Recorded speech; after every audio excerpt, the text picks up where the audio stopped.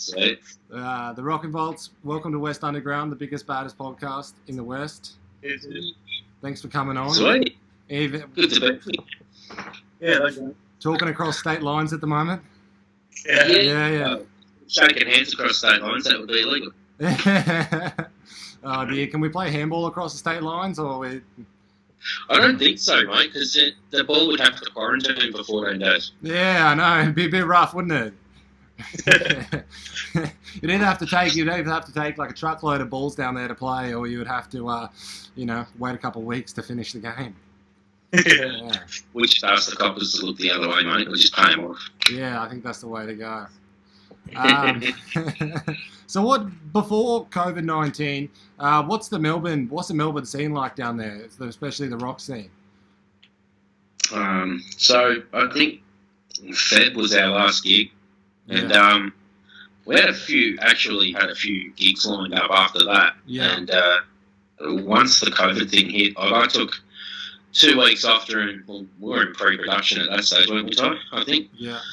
Yeah, we're almost ready to go into the studio. Yeah. Yeah, I think that's pretty much where we're at. And the scene was doing okay for us, so things were starting to pick up and gigs were starting to come through on a regular basis. Yeah. And now that's sort of all like up in the air. Yeah.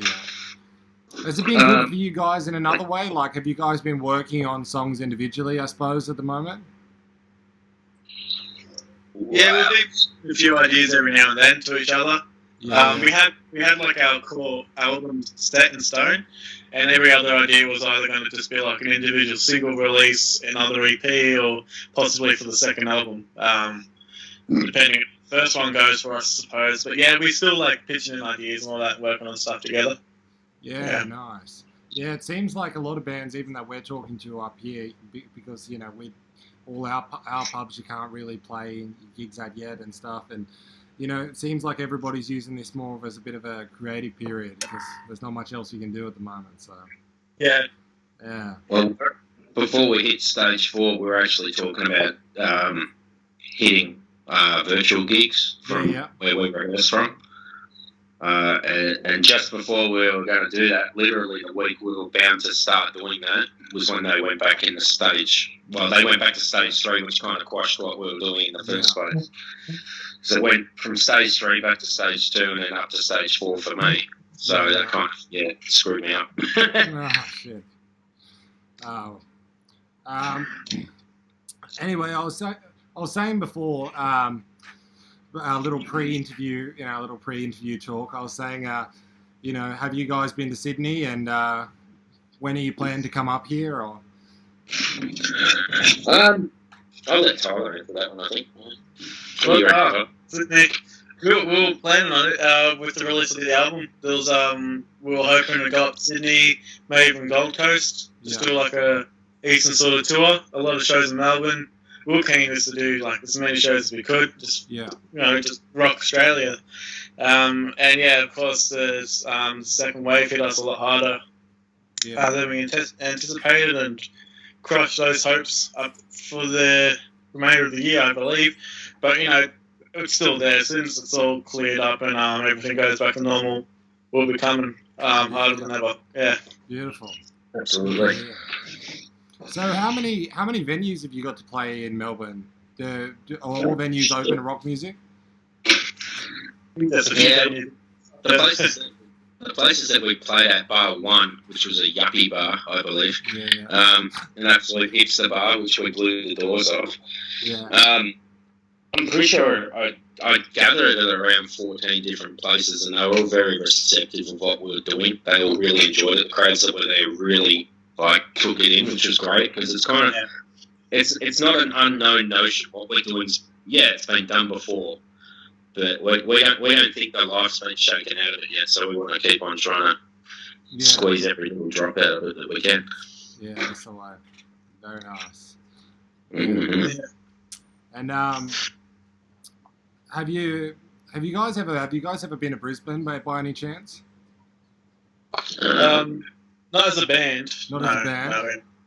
No. Because I've heard that. I think from what I've been told and from what I've seen personally, I think Brisbane might be the rock city, because Sydney Sydney's in a bit of an unfortunate stage where a lot of our venues have, you know, due to the poker machines and all that kind of nonsense, you know, we've lost a lot up here at the moment. Yeah, it's a bit tough. Yeah, But, I think with the state of things with us at the moment, we can't move, we can't do anything.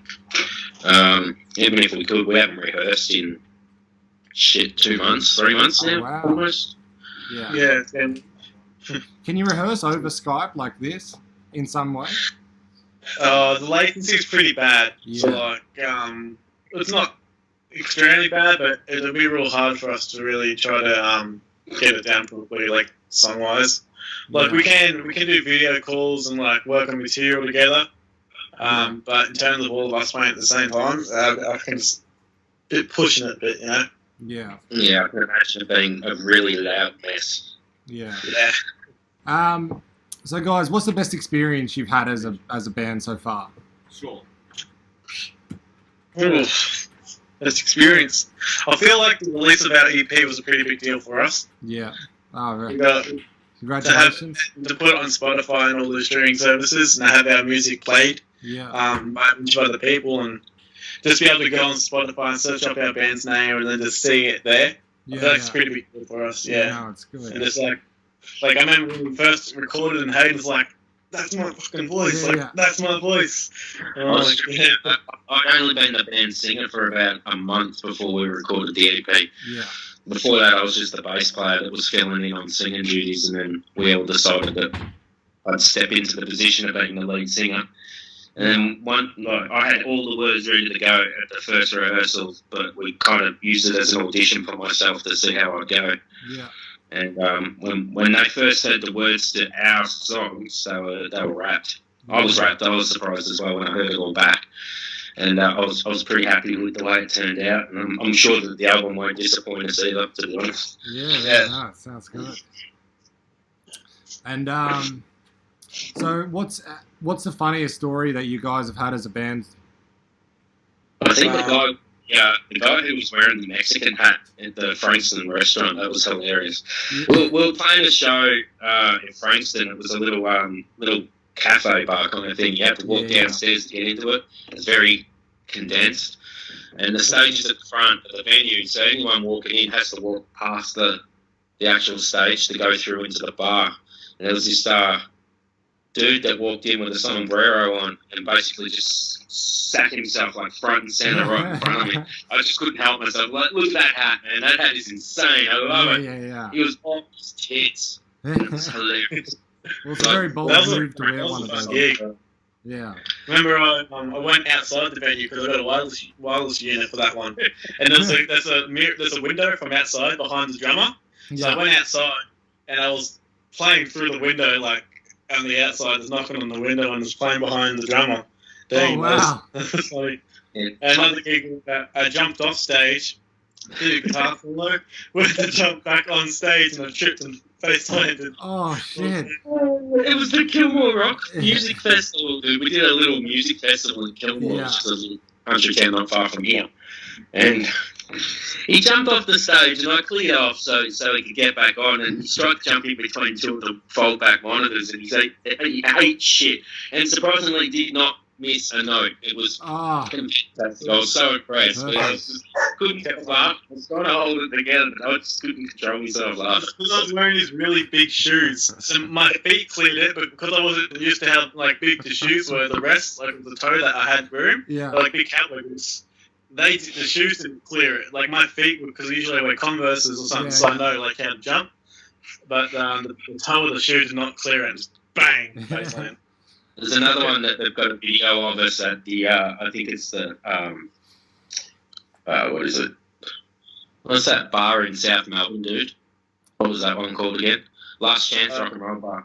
Yeah. We played there, like, when we started, we played 2 gigs. We played the whole lot of Love Bar and we played the Last Chance. And we went back to the Last Chance to sort of start the EP tour, sort of get back to where we started.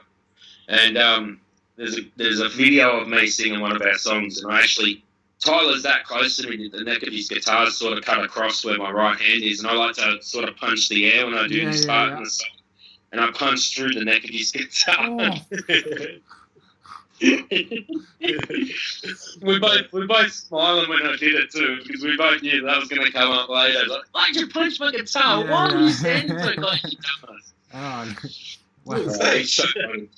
Well, it sounds I like actually someone put the video up and I go and wait for it. 3, 2, 1, and here's where I punched through Tyler's guitar, and everyone just saw it. Can you hear it Can you hear it in the recording? Sorry. Can you hear when you punch it? You can see it. You can see me fully punch through the neck of his guitar. Like if you slow it down, you see the oh shit moment in my face when I've done it. Yeah. Yeah. Wow. I don't know if you heard it. Pretty fun. He's just smiling. Like it didn't affect his guitar or anything like that. It just didn't even faze him. And I'm sitting there with a sore hand for the rest of the night. I was good playing. Well, it sounds like you guys put on a bit of a stage show by the sounds of it. I'm yet to see a band run out of the venue and the guitar player playing behind a window. I've never seen that before. Yeah, that's the first I've heard of that happening. Yeah, it's this thing during the encore song that's normally a cover or something like that, where we just go absolutely spastic. Like, we have been going spastic all night, but the last song is when we step it up a couple of notches and just really ram it home. Yeah. Tyler loves to get out amongst the crowd and show them what we do, which is great. I love it. Yeah. So who individually, like, what are your musical influences? Oh, come on, Tyler, you tell him. Can I flip my camera in? Is that a thingy? Yeah, maybe. I don't know. I don't know how to use this. Yeah, you can. Okay, here we go. So, number one has to be Slash, right? Yeah. A good start. Jimi Hendrix. Yeah. Local musician Ian Moss, who's from Cold Chisel. Yeah. Stevie Ray Vaughan up there. Guns N' Roses, of course. It's the Beatles. They're a massive influence. Akadaka, of course. But in terms of guitar playing, I feel like my biggest influence would have to be Stevie Ray Vaughan. Yeah. So you're a Strat player then? Yeah. Oh, a Strat. My guitar's just out. Yeah. Nice. Oh, wow, you got quite a collection. Yeah, he does. Oh, yeah. Very nice. So for me, singing-wise, a lot of eclectic sort of taste, like Freddie Mercury, for example. Bon Scott, definitely.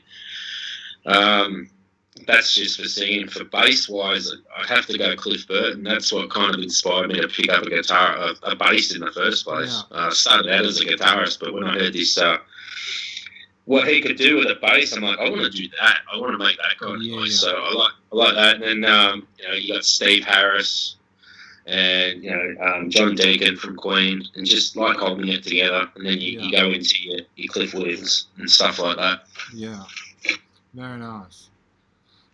And was it hard for you to get into the position of being a frontman?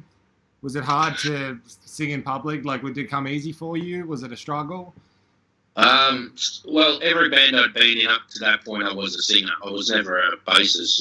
The last 2 bands I was in before this one, I was a singer bassist. So I'd kind of already been primed to do it. I'd had a couple of gigs up my sleeve as a frontman. Yeah.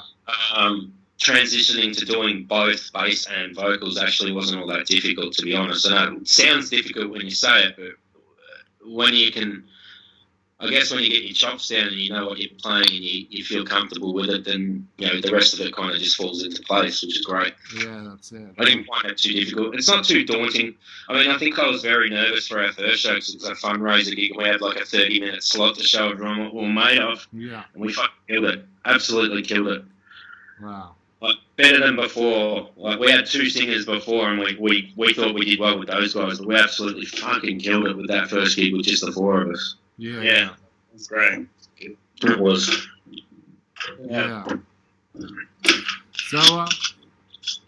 So when I was asking you guys before, it sounds like you guys have a bit of a huge music community in Melbourne, which must be nice. Or is it kind of divided? Is everybody works together there, or is it divided in the hipsters and the rock guys and everybody else? I don't know. I feel like there's kind of you'll see the same few sort of band posters hanging around every now and then. Yeah. And you find if you do a gig with a couple bands, you have a chat from you often put each other in the same bill together. Like some bands will hit us up with If you got, we'll do the same for them. Yeah. We kind of look out for each other around here. Yeah, It's that's good. nice. Are you guys The able to other play in the mornings? Sorry. Are you guys able to play, past 12 over there? I don't think so. I think. In the mornings, I think on the weekends we're allowed to. During the week, I think is a no-no. I don't think you're allowed to make too much noise before 10:30 during the week. Yeah. Just depends on where it's zoned to. So where we normally go, I guess our home, if you want to call it, is Musicland in Faulkner. I don't think they have a curfew because those guys can open at like 8 and have bands on by 9, and it's not a problem. Yeah. Usually they finish at like 1, 2 in the morning. Yeah. Wow. Yeah. So. And we normally, when we play there, we do a 3-setter on the backstage because they've got 2 stages there. So they'll have a pretty big act in on the front stage, and then they'll have us in between sets for them. Yeah. So we sort of keep the crowd occupied, which is great. Yeah. Wow, that's great. Maybe don't come to Sydney, guys. You might be disappointed then. You guys sound like you have it better than us. I don't think we'll be disappointed, man. We do have fans up there. Like we got there's a band up there that we did our first gig with, which was Cigars of Pharaohs. It was offered us ages ago, but we'd probably still get it if we tried. I think they actually broke up, to be honest. That's what Dan was telling me. Oh, that sucks. But I'm sure we could get up there and we'd enjoy it, just being out of Melbourne, you know what I mean? Yeah. Being in lockdown for most of the year has kind of made us a bit stir-crazy. We want to get out there and blow some fucking doors off again. Yeah, that sounds good. I was going to ask, is that the same cigarette? Or that's because I was going to say that's the longest burning cigarette I've ever seen in my life. No, they're rollies, mate. They go out. So, yeah. But in saying that, I could probably go through the same cigarette in 20 minutes. That's not a bad deal for a rollie, to be honest. Yeah, no, that's all right. I was just going to say, have you just had that lingering there the whole time? Because I've seen it, lit and being passed back and forwards, and I was thinking, wow, it's just a never-ending cigarette. Sometimes I put them down and I come back from them. Nice. And what are you drinking? I saw a bottle come out the side of the can. Yeah, I've got some Captain Morgan going this week, nice. and it's my partner's birthday, so I bought this bottle yesterday. Oh, very nice. I bought it yesterday. I bought it yesterday, around this time yesterday. I'm not kidding. Oh, wow. I don't think I've stopped drinking it since I got here, so it's not bad. We've got another podcast to do tonight, so I need my wits about me. I better keep drinking. Oh, that's it. It's hard to do these podcasts sometimes if you haven't had a few drinks or or even a drink just to kind of lubricate yourself up a bit socially.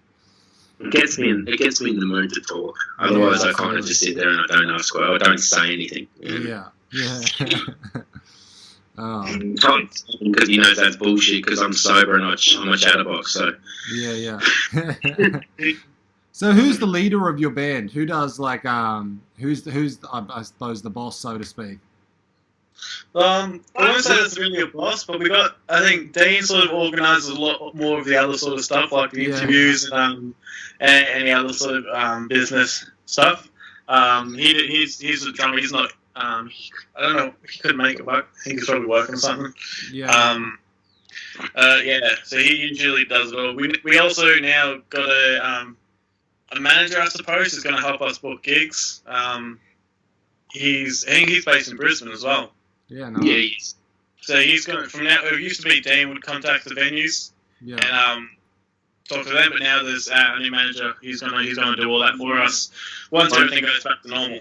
Yeah, the first thing we got to do is finish the album. Obviously, once that's done, we're going to start reaching out and getting out into further Victoria because we're yet to sort of crack out of Melbourne. Yeah. Yeah, we've done Geelong, we've done Bendigo, but we haven't really gone further than that. Yeah. And we do want to go interstate.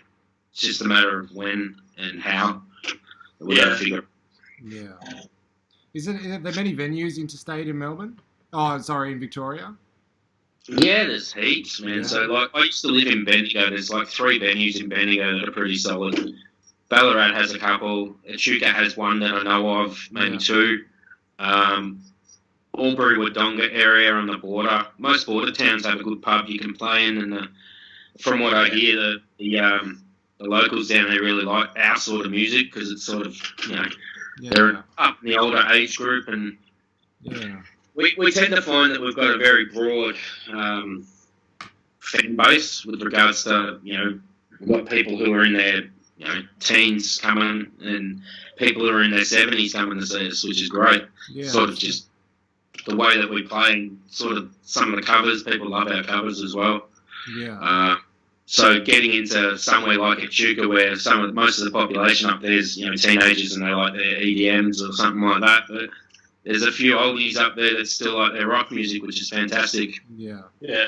And hopefully you convert a few of those EDM guys, Yeah. We're working on it. Yeah. Oh, yeah. That's half the battle is trying to push, I suppose, push your music onto younger people, to the younger generation as well. Yeah. That's right. It is a bit harder nowadays without being able to get so much of our music played on, even on radio and stuff like that, and just trying to get the word out to people is very difficult nowadays than it probably was back, looking back 30, 40 years back in the days when that kind of stuff kind of got around virally because of mixtapes and such and so forth. So the industry's very different to what it was 40 years ago, from what I've been told. Well, Spotify is basically the new radio. Like if you get your songs onto Spotify playlists and stuff like that, you'll get 50,000 streams overnight. We have got our Spotify up and running, and we have been on a few playlists. It's still, I guess, an uphill battle for us because a lot of people they don't stay. Yeah. You know what I mean? So our listeners go and fluctuate between. At the moment, we're sitting on, I think, 36 monthly listeners at the moment, and at the height of it, we're at probably I can't remember exactly how many listeners. We're over 1,000 listeners per month at the height of it back in March. Yeah, wow. Yeah. I think we're on some playlists back then. I think we're not on them anymore, which might be another reason. But, it's really this constant, like everyone wants to make money off everything, and then it's just you got to get people's attention. It's not as easy as just making a Facebook post saying go check out our music on Spotify. Yeah. But, how many posts have you seen and just of that and just scroll past? It's like so. Yeah, that's it. I don't mean to be rude here, guys, but I'm going to have to wrap this interview up pretty soon because this laptop's about to die. It's got 5% left. I'm just asking you guys, what advice would you have for young musicians starting out? Stick with it. Don't give up. Like we started in a small little room. Yeah. Like 2 meter by 2 meter room, probably. Oh wow. And, the box. And no social distancing there. 2 years ago. Yeah. And now we're on the way to make our first album, and we're doing heaps of good gigs. So to stay with it, as long as you've got people that are motivated and determined to do it with you, you'll be laughing.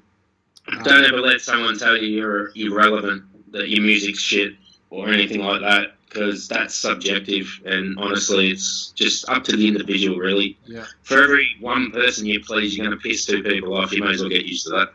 Yeah, that's very true. Yeah. Anyway, thank you guys. It was an absolute pleasure. Thank you, man. Thank you guys. Awesome talking to you, man. Yeah, to you too. Yeah. Everybody, the Rockin Volts, thank you.